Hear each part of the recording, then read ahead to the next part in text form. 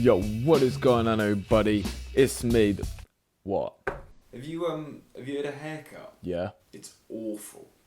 Right, I didn't ask. Yo, what is going on, everybody? You saw the title, and you may be wondering, why do I care if the R.E.C. was wrong about Logic Pro? Well, you clicked on the video, so the joke's on you. I was making a beat the other day, as I do, because it's one of my favourite things to do, making beats, and I found this sample, played it on the record player, put it into the MPC, didn't really work. I kind of knew what type of beat I wanted to make, and I got these drums that I took off NWA's Express Yourself, so they're these ones.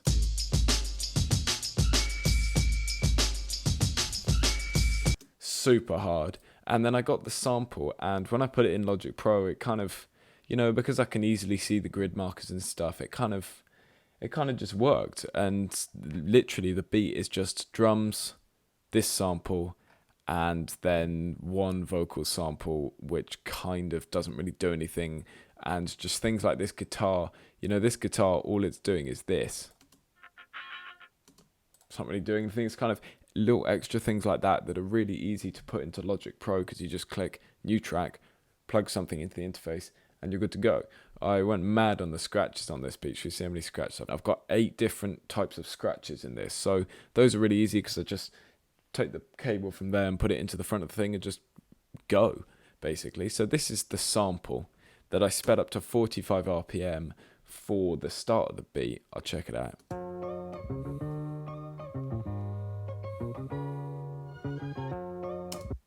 And then for the main part, obviously that takes up 2 bars, so I spread it out down to 4 bars in it. Obviously, this is a normal thing. Obviously, I did a bit of stuff with like the filter. So it normally sounds like this.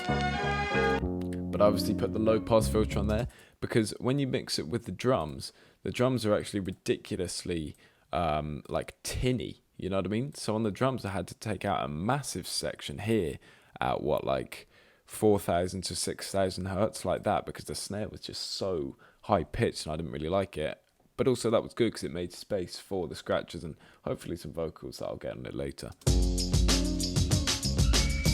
Okay, so here, 2 tracks and we've already got the beat. We've already got the beat, literally 2 tracks. That probably took me 30 seconds in real life. And there's the beat. But obviously, I didn't want to just be left with a stupid 4-bar loop with some drums that I ripped off an NWA song. So what I did was I did stuff like this. I took the bit where it leads into, all you got to do is express yourself. Went with the pan here. You can see the pan. I've got it just panning to each ear. Like that. Just as another fill, basically. Added in some scratches to that. Led that into the drums, and then just kind of went mad on everything else.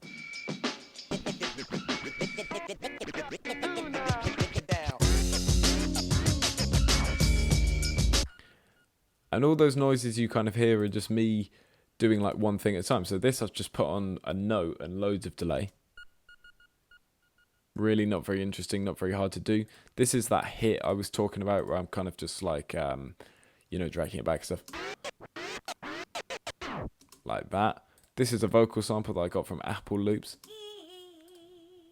Pitched it up 5 semitones, sped it up a tiny bit, and then, that's pretty much the whole beat basically. And the thing I wanted to show you about this was also kind of the arrangement. Obviously, because on the MPC I can be working on it for a day and it's still a 4 or 8 bar loop.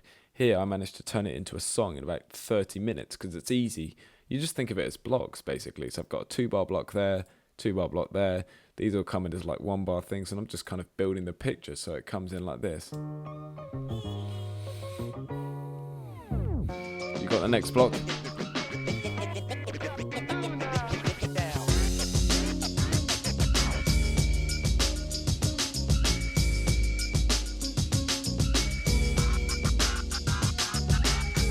Here's another sample that I just managed to put in. if you can guess where that sample's from, obviously I've put the scratch in there, I was just tapping the fader, but if you can guess where that is, I'm going to PayPal you £10. First person to guess where this comes from gets £10. I'll play it again.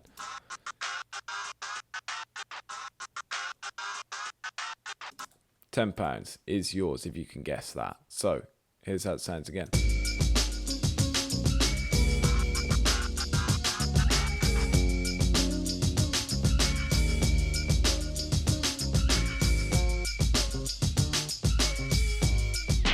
So here's the thing again with Logic Pro, you can easily just use the scissor tool, chop out, bits of the thing, delete them, and how long would that take me to do on the MPC? Ages. So the MPC is good for like actual sampling, and it's good for when I'm in the mood to use it and stuff, but here, don't forget you can always come back to the thing you started with like this. It just creates instant variation. And then I get the Bob James scratch here.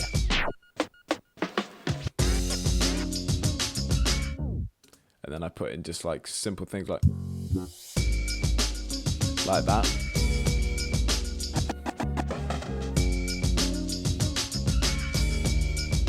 And it's just easy to put in scratches and stuff.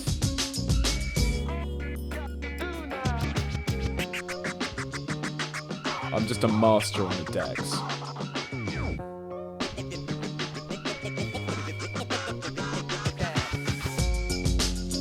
Oh, and this is quite a clever thing I did here. Obviously, I think it's clever because I did it.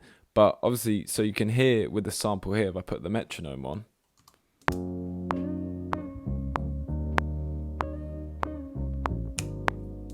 So that first beat is on kind of the 4 and, so it's like an 8th shifted.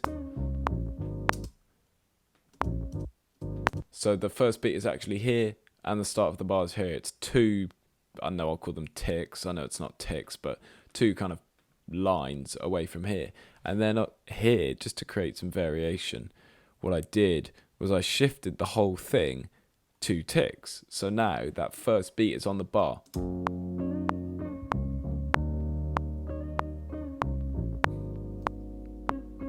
So with the drums, it's very subtle and you wouldn't notice it unless you're listening for it, but it just sounds different. So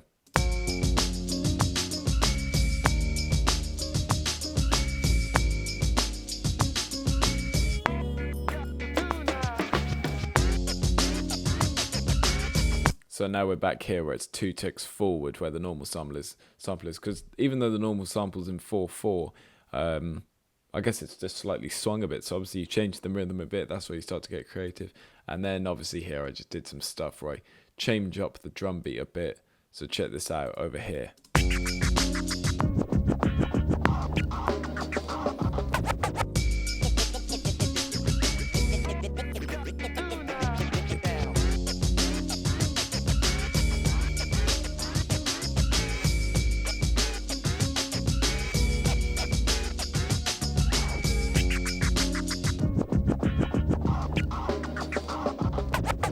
So that's something I noticed NWA and Dr. Dre and Yella did in their beats quite a lot. They put in loads of scratches and stuff, so that's why I did stuff like this, all the fills.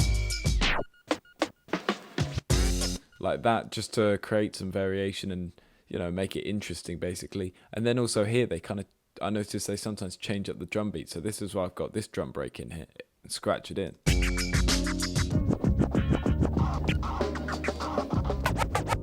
Probably get a compressor on that because it's a bit loud. Video to show you the stuff that I've been doing lately. If you like the beat, definitely give the thumbs up.